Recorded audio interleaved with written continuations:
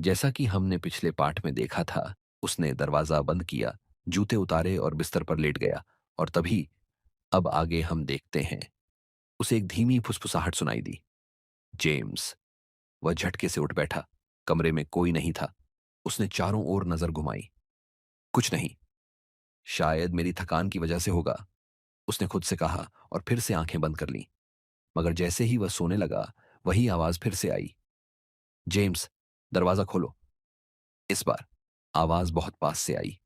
किसी ने जैसे उसके कान के पास ही धीरे से कहा हो।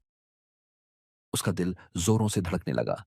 उसने घबराकर बत्ती जलाने की कोशिश की, लेकिन बल्ब बुझ गया।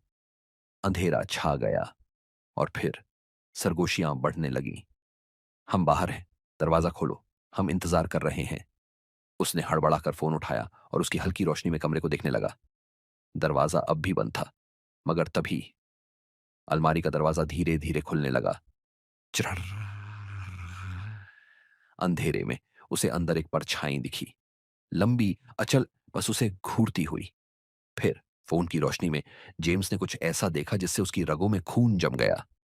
अलमारी के अंदर की दीवार पर गहरे नाखूनों के निशान थे, बहुत गहरे और ताजा। उसका गला सूख गया। वह धीरे धीरे पीछे हटने लगा, लेकिन अब सरगोशियां और तेज हो रही थी। कानों के पास, दीवारों से, छत से, हर तरफ से। फिर अलमारी का दरवाजा जोर से खुल गया। जेम्स की चीख गूंज उठी और फिर कमरा 306 फिर से खाली हो गया।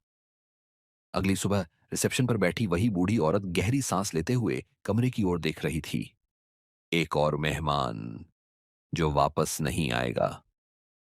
और कमरे के अंदर अलमारी से अभी भी सरगोशियां आ रही थीं। चिरर।